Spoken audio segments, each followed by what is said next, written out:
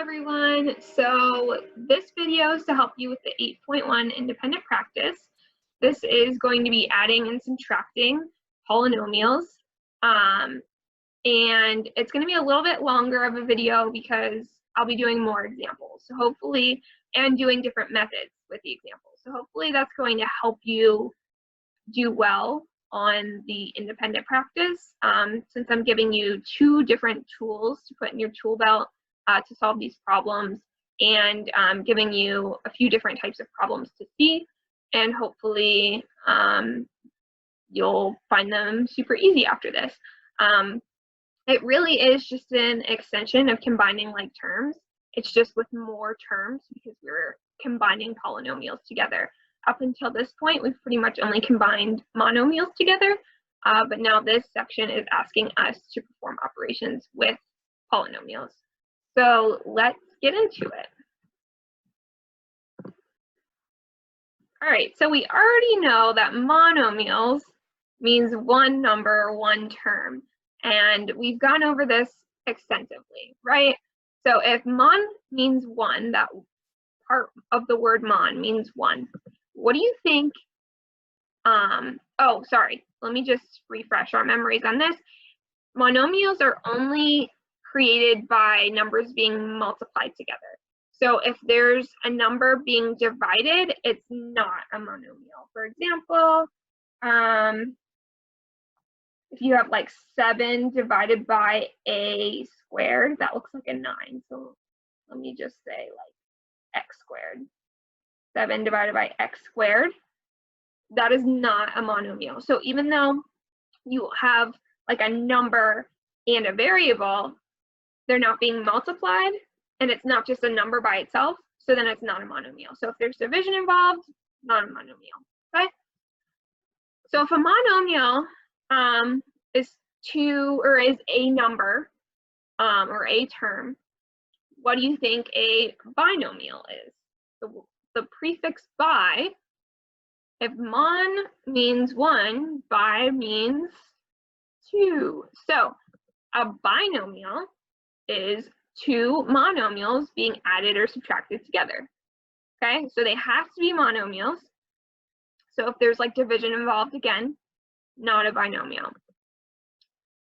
And what about a trinomial? 3 monomials being added or subtracted. So you get the point. So anytime that we have anything larger than a monomial, it's considered a polynomial, because poly just means many. Like the word polygon, if you've heard it in geometry in your 8th grade math, whenever we're talking about shapes, polygon just means multiple sides, right? So polynomial is any expression that has more than one monomial within it that are being added or subtracted together. Okay, again, no division with polynomials as well. Okay, so now just like we can add and subtract monomials together, we can add and subtract polynomials together. Okay, so adding is pretty straightforward. Subtraction will get a little trickier. Okay, so make sure you pay special attention to the subtraction part. But here's adding, so let's go over that together. Okay, so we have 2x squared plus 5x minus 7 plus 3, it's the quantity, right? 3 minus 4x squared plus 6x. Okay, so whenever writing polynomials, typically convention is you want to have x, all the x terms with the highest degree or the highest power on them are usually first. Okay, so the variables that come first in the alphabet that have higher exponents are written first, and then everything else is below that. So if we want to rewrite this green box using that convention, we would end up with a negative 4x squared, because again, we're just carrying that minus sign and keeping this sign in front of the 4 negative, because that's the sign directly in front of it. 4x squared plus 3, or I'm sorry, there's a 6x. plus 6x plus 3. Okay, so that would be like the correct way to write it. That's considered standard form polynomials. And our blue one is already written like that, so we didn't have to do anything with that. So now let's look at all of the terms that are similar. If you watched the warm-up video before this, I said the first step in combining like terms is to identify all the different types of terms that you have. So we have an x squared, we have an x, and then we just have like constants, right? So I'll just put a pound sign for numbers, okay? So if those are our similar terms that we can combine, let's go ahead and group those. So what I want you to know about adding polynomials is that this sign that's directly in front of the grouping is the sign that's going to be distributed into each one of our terms. So you can kind of think of it similar to the distributive property, where we're having a plus sign being distributed into each individual term. So if you really wanted to like rewrite the whole thing, you could say what we really have here is 2x squared plus 5x minus 7 plus 3. And what's a positive times a negative? A negative. So that we're going to keep that negative sign on the 4, and a positive times a positive is still positive. Okay, so that's really what this becomes, is it just becomes one gigantic polynomial that now we have to try to combine all these like terms. Okay, so I don't want you to get confused about this. Because that's a lot of writing there, right? So let's just go ahead and start grouping these based on their like terms. So we have, again, our x squared terms is going to be 2x squared minus 4x squared. Okay, that's grouping number 1.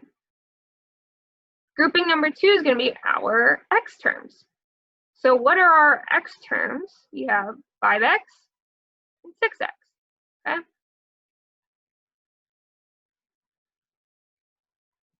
Now the reason I'm putting a plus sign here is because we are going to be adding whatever the quantity of 5x plus 6x is to this blue quantity here, okay? So unless this became a negative, what's inside these parentheses here, unless that became a negative, this sign, it's going to be positive, okay?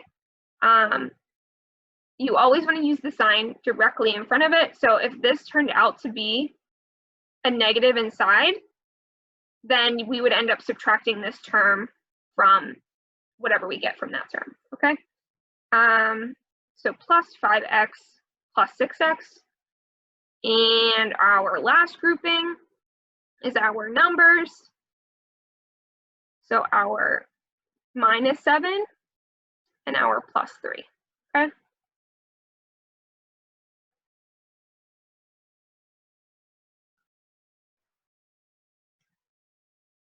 So now let's combine these. We end up with, what's 2x squared minus 4x squared? We are going to keep our term, our variables the same. What's changing is the coefficients, okay? So we're really subtracting 2 minus 4 times the x squared. So what's 2 minus 4? Negative 2, which is being multiplied by that x squared, okay? Plus, we're keeping that plus sign until we have to change it. I'll show you if that happens.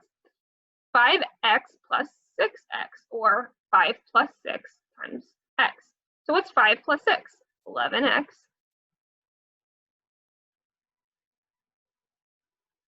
Plus, now we have a negative 7 plus 3.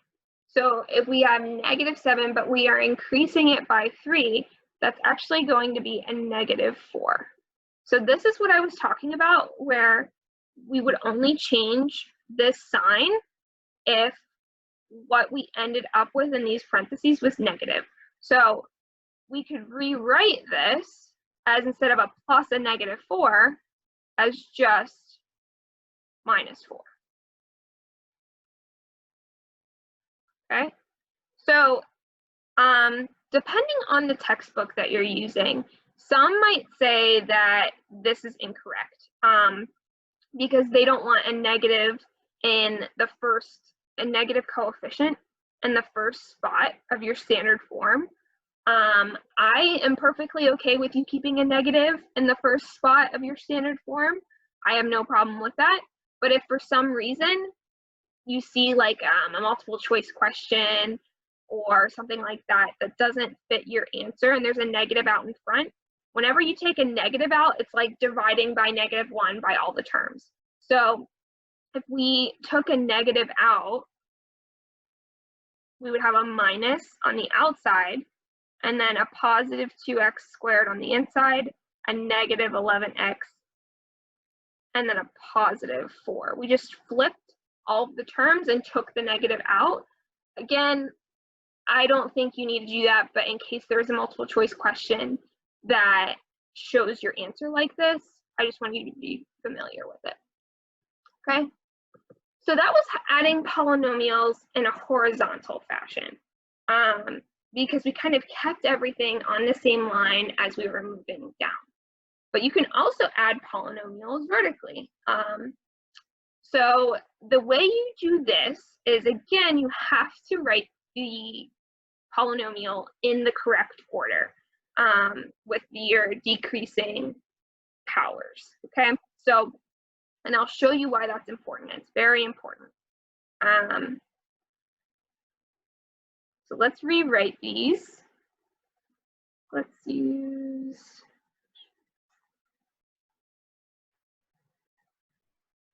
I'll just use black. So we have y cubed plus 3y minus 5 being added to 4y, oh, I'm sorry,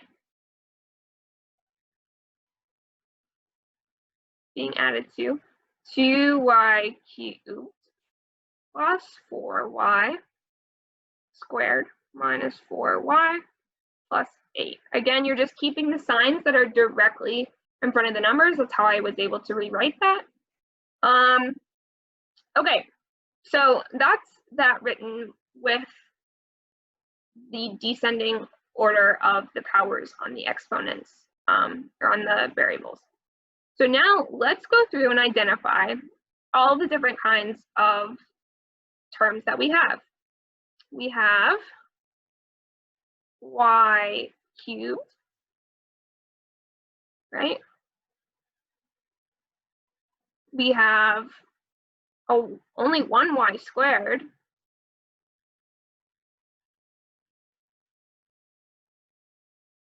We have a 3y and a negative 4y. And then we have, hopefully yellow can show up okay. Looks like it's okay. The number. Okay.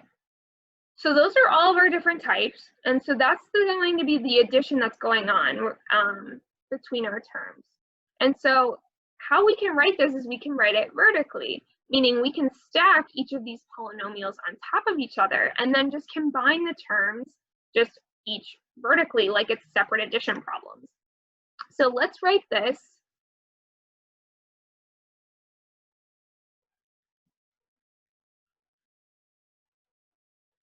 So we have y cubed. Oh no. I'm sorry, I'm cheesy. So, oh no, right? We have y cubed and then it goes to y. There's no y squared here. How are we going to combine the y squared here with the y squared in the other equation or the other expression? the reason we can do this is because if there's no y squared, how do we represent nothing in math? Just a 0. So we can say that there's 0 y squared, and that's going to allow us to have that placeholder there so that we can stack these evenly and then just continue with the addition as normal. Okay, so whenever you have like more terms or different terms in one of your expressions that you're trying to add, you can always add a placeholder of 0 so that they will be on the same line, and you can do that vertical addition or subtraction. So 0y squared plus 3y minus 5. So all I'm doing is writing what's exactly above the squiggly line in a vertical manner, okay? Plus 2y cubed plus 4y squared minus 4y plus 8. Okay, now because this is a plus sign in front, so because that's a plus sign, that means we're not flipping any of the signs that are in this bottom expression, okay? So that means that we can just use the sign that's directly in front of each of our terms to know how to combine it with the expression that's on top. So the best way to show you what I'm talking about is to just do it. So we have, what this turns into is a negative 5 plus 8, right? Which ends up being, it's a negative 5. We're increasing it by 8, which 8 is bigger than 5. So that means we're going to end up with a positive 3. So now for our y terms, we have a 3y minus a 4y. So we're taking 3y, we're taking away 4, which 4 is bigger than 3, so that means we're going to end up with a negative y. And now for our y squared term, 0 plus 4 is just going to be 4y squared. And now we're left with y cubed, which has the invisible coefficient of 1. So 1 plus 2 is 3, y cubed. Okay, so to rewrite our final expression, remember, if you ended up getting a positive answer, that means you're going to be plussing, you're adding that to the expression. So it's going to end up being 3y cubed plus, because it was a positive, 4y squared, minus y, because it was a negative, plus 3 is your final answer here. Okay, so that was long-winded, I know. All right, so now with subtraction. The tricky part here with subtraction is whenever we had the plus sign in this spot, we said, okay, we're going to distribute that plus sign in to all the terms. But whenever you distribute a plus sign in, it's not going to change the sign, right? Because a positive times a negative is still a negative, and a positive times a positive is still a positive. So that we didn't end up flipping any signs whenever we distributed that positive in. But now we have a minus sign, which means we have to subtract everything in those parentheses. We can't just subtract the 2x cubed and then add 4x and subtract 5 and add 3x squared. We are subtracting everything, which means we have to distribute that negative sign in, that minus sign in, whatever you want to consider it as. Okay, so I always find it easiest to just rewrite it right from the bat. So if I know I have, like this side, we don't have to change. We're not distributing anything, and that's the way it is, but we are subtracting the second side. So what the second side is going to become is, we started out with a positive 2x cubed, so now we're going to end up with a negative 2x cubed. we started out with a positive 4x, so now it's a negative 4x. Started out with a negative 5, so now it's a positive 5. And we started out with a positive 3, so now it's a negative 3x squared. Okay. So now that we've done that, you can kind of ignore the fact that this was even a minus sign and continue your problem on as normal. So we have 3 minus 2x plus 2x squared minus 2x cubed, blah, blah, blah, blah, blah. So now it's the exact same as the last process with adding. So now we can say how many different kinds of terms do we have? We have the 2x cubed term, which we'll write in blue. We have the 3x squared and the 2x squared term, which is green. Yellow we'll do for our x terms, and then black for just our numbers. Okay, so now let's rewrite these based in their pairs, right? Because we're doing this the horizontal way for this time. So we have the blue pair, which is not really a pair, it's all by itself, right? So we're just going to write that as 2x cubed all by itself. Now what about the green pair? We end up with, and remember, you can always say plus because whatever the sign is on the inside is either going to change it to be a minus if it's negative on the inside, or remain plus if it's positive on the inside, okay? So you're always going to be adding these terms, and then if the negative shows up, then it's going to turn to subtraction. Don't just say, well, I think I'm going to subtract it because I added it last time or whatever. Always add it first, and then if the negative is inside the parentheses, you can move that out and just make it a minus sign, okay? So 2x squared minus 3x squared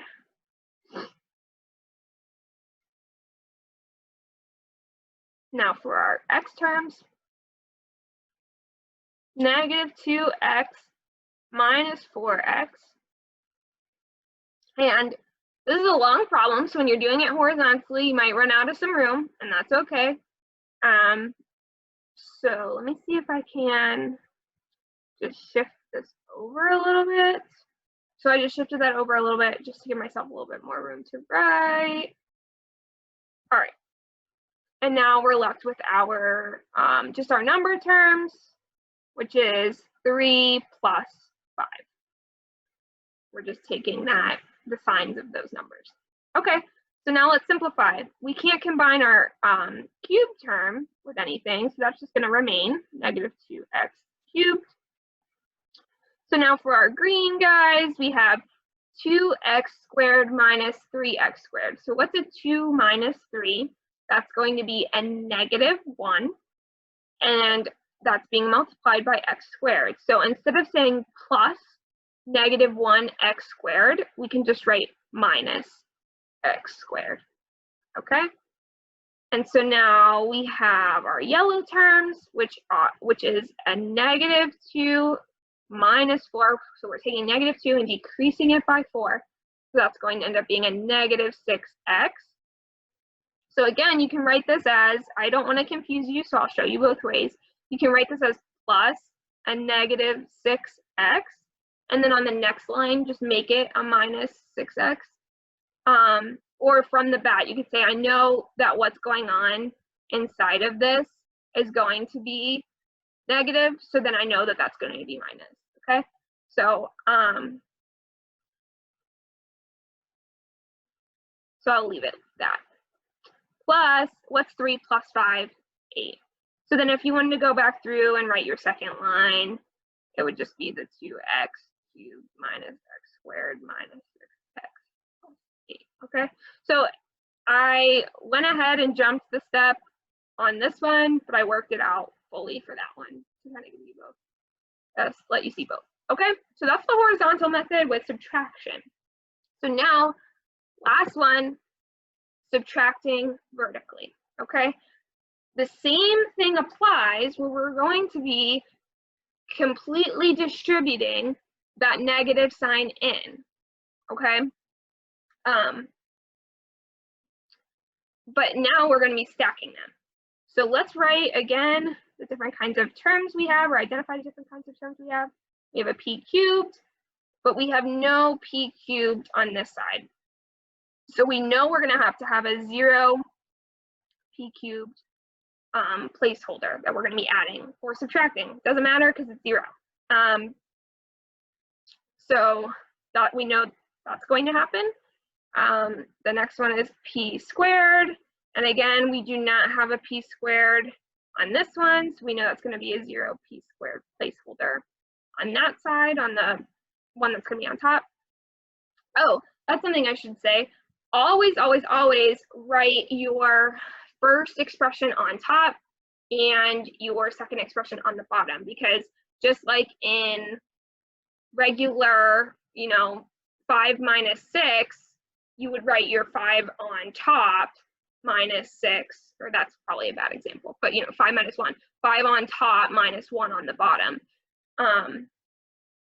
Yeah, so always write your first term on the top, second term, second expression, polynomial, in this case, on the bottom. Okay. So we did p squared, so now we're on p. So we have 7p, 9p, and then the numbers, 8 and 2. Okay.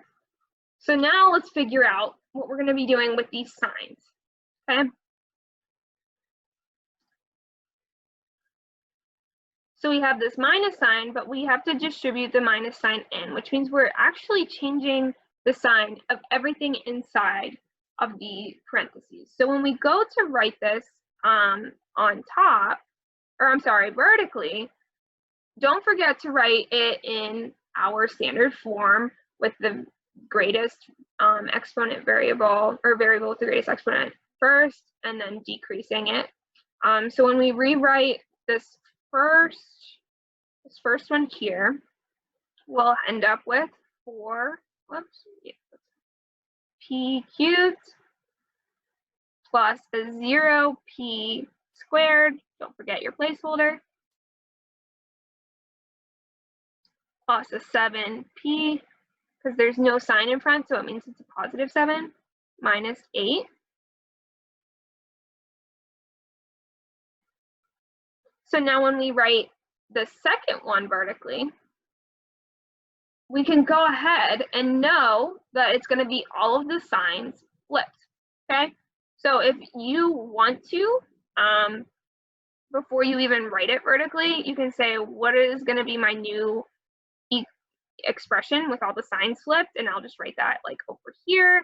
It's going to end up being a negative 3p squared minus 2, because these are both positive terms.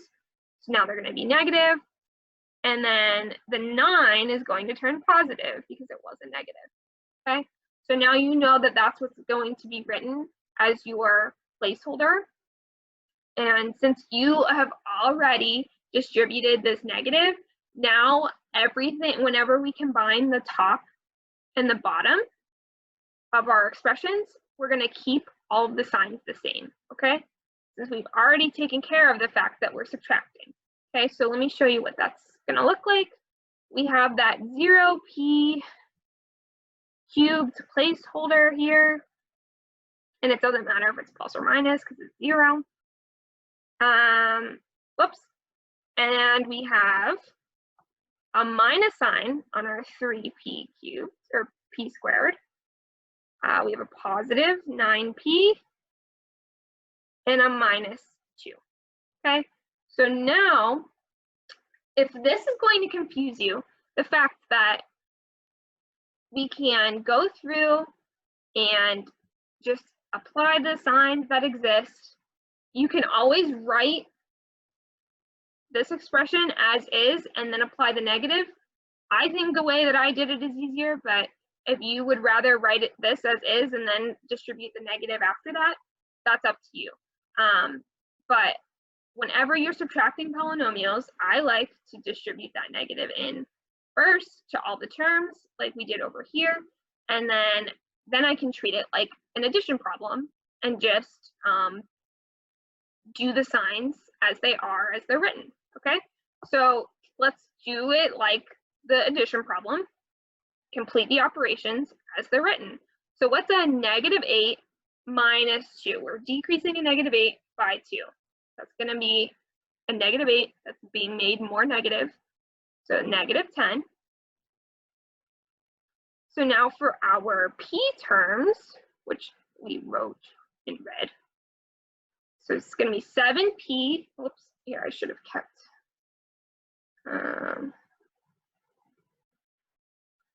Keep the signs with it.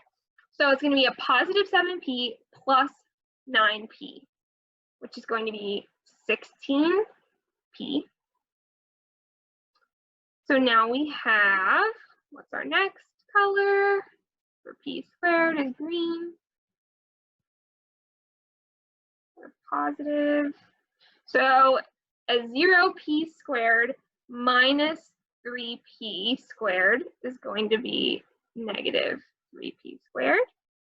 And our 4p cubed doesn't matter if it's being added or subtracted to 0p cubed, because we are just going to end up with 4p cubed. And it was a positive on top, so it's going to be a positive in the end.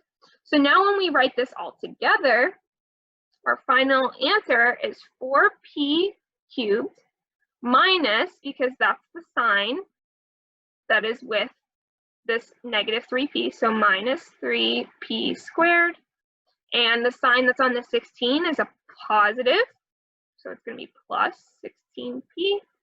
And it's a -10 here, so it's a -10 minus 10 as our answer. Okay, so that is that. Hopefully it's not too confusing.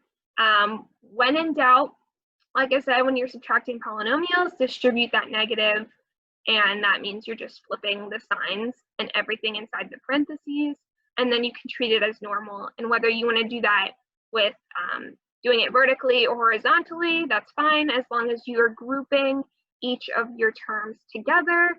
So that means that if you're doing it vertically, you might need to use placeholders, and if you're doing it horizontally, just be careful that you're not leaving any terms out when you're grouping.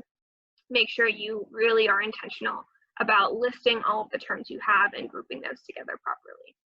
But that's it for this video. Feel free to comment and ask questions, say what was confusing or what you need more explanation on.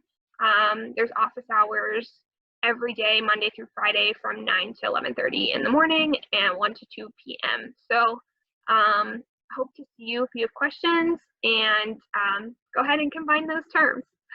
See you later.